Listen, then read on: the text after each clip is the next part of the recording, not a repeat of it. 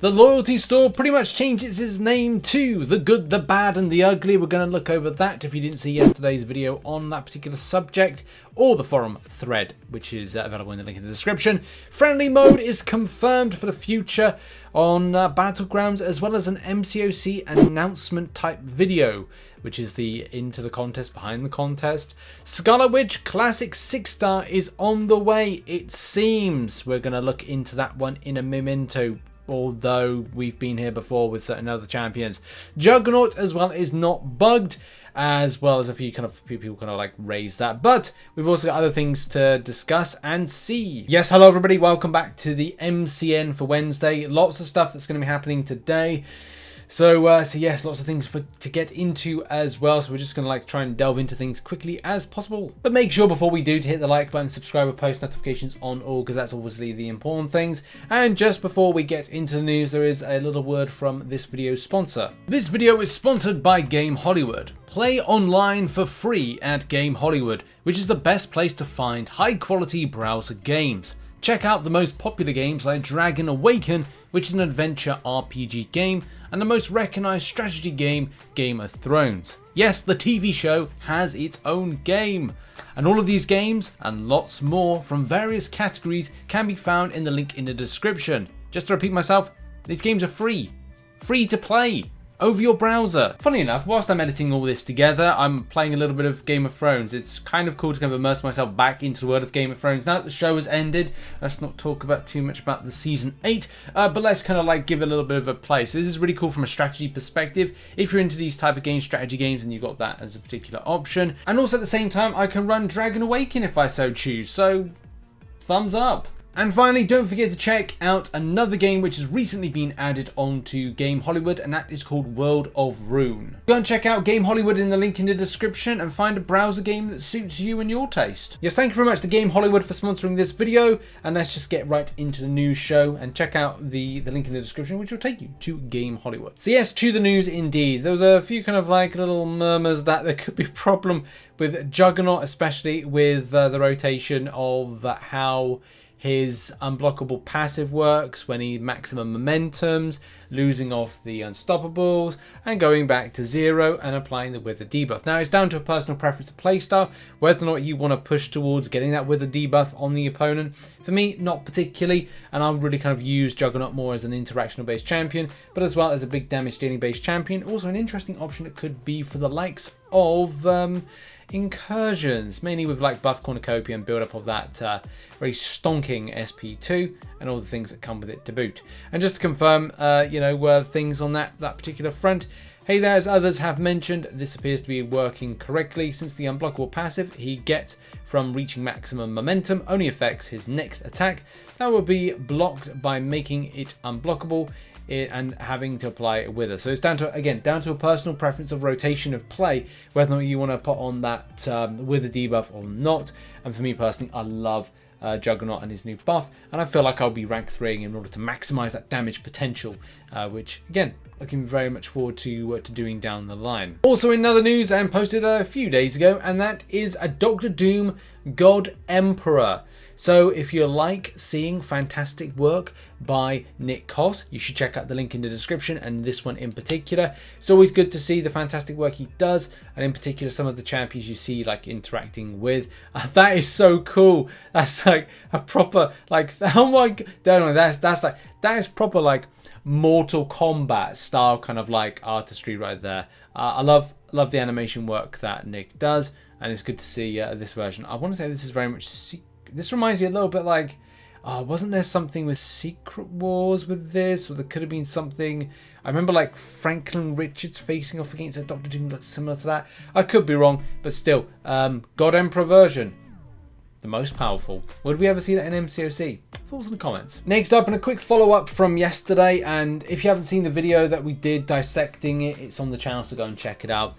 In a nutshell, there's going to be different thoughts towards this particular Loyalty Store from different places. Kabam can put all these kind of rank 4 6-star materials in, and definitely kind of interest players with that, but also what it does on a secondary foot as to you going in game like I am right now, going to the likes of the Loyalty Store, and then some of the different types of boosts, the special boosts, not special, well, special and power boosts. I think no, power boost, and some of these boosts that seem to be just targeted by Kabam to go, look, by the way, you need to go to the special boost section and spend units on these boosts, as opposed to things being kind of like purchased, you know, through using loyalty. The amount of loyalty that a lot of top flight alliances, especially those in high competitive alliances, will spend versus, you know, having access to some of the aforementioned spicy items is a bit of a difficult one, especially where there was a really kind of good take, I think, on the forums. I don't know if it's in the loyalty update forum thread, which is the responses by players on this, but there was a breakdown of how someone would be at a loss and would not even get a snifter at some of these things here, and it definitely puts into perspective lower grinding and kind of like dropping down alliances to get more of the more spicier things. So it's kind of like what this facilitates. If it brings people like myself back to play Alliance Wars and go in gold, and I'll be bringing in, you know, 3+ rank 4 6-star champions, it's like, okay, I'm, you know, if our alliance is in gold too and we're putting that on defense, it's going to be a very weird situation for those that are facing off against us. And, you know, I don't blame anybody that didn't want to kind of go up against that particular defense. But in any case, right, different people, different alliances, different states of the competitive field as to how this affects different people. There's some great responses in the loyalty update thread, which I've put a link to in the description, and we went over a few of them yesterday. And at the point of, like, you know, getting this video out, which I'm recording this at 10 p.m. Yesterday, or, you know, it's on Tuesday, it is definitely going to reach a point where this will be expanded more. I don't think Kabam will change it back. I kind of feel they're going to be committed to this because they've done it once and they'll probably do it again. So they did it once when it comes to the, I could be wrong with that, it could be one of the other, boost store. He did it once with the boost store, and I'm sure they'll do it again in the future. So it is what it is with that one, sadly. And now on to more things about Battlegrounds. As you know, Battlegrounds is still in beta at the moment, and there's a lot more work that needs to be done to the game mode in order to bring it up to a standard of, again, being fair in a competitive nature and, you know, competitive realm, and also, you know, dealing with cheaters, and as well Kabam figuring out how they're doing different nodes, making it more fun and enjoyable, rather than going, okay, 1 week it's going to be one node, next week another node. It's like, yes, there's a lot that needs to be still done with the mode, but it's going in a positive way. It's just taken a lot longer for Kabam to develop it and bring it out. But the question was posed about the kind of idea of friendly mode, which I think is very good. Like, friendly mode would be very beneficial for training in it. And it was also good to learn that Kabam are still going to commit to making that. So Kabam Jack says we'll have more information about the full release of Battleground, including more details about friendlies in the next episode of Inside the Contest, which is coming later this month / early next. So that could be good because that'll probably announce things like Act 8.1 and also any kind of future champions and stuff like that. So that's going to be very exciting. I'm looking forward to seeing that video, and maybe will it be Kabam Mike in that one as opposed to Kabam Jax? Kabam Jax may get on camera, especially with Kabam Thel leaving Kabam, and also Kabam Boo, who literally has, I don't know, just disappeared. I think she went on to like a Star Trek teleport kind of thing. She was beamed down to a surface somewhere and hasn't been seen since. Or either that got lost in the molecules not reassigning themselves. In any case, whatever happened to Kabam Boo? That free Kabam Boo? Where's Kabam Boo? That's going to be the question. But in any case, what I'll confirm here is Kabam Jax, friendly matches will not contribute to rewards and leaderboard. It would be way too easily exploitable, I agree. It's for bragging rights, and so you can tell your friends you are definitely better than them. No, I disagree. I think it's good to have like a training. Like this is good for players to train against them, especially some of the fights. Not say from the node side of things, but also getting an idea of like how you're setting up the team. One of the big problems that I find with Battlegrounds is the time that's kind of like allocated. I just need more thinking time, and that just comes with an age thing. Like I need more time to think about like the team that I'm setting up going into that fight, who I'm banning on the other person's team. So that kind of element of training, that personal perspective for Battlegrounds is going to be very beneficial for someone like myself. So I am looking forward to it for that particular reason. It should be fun. Bragging rights, I don't honestly could not care less.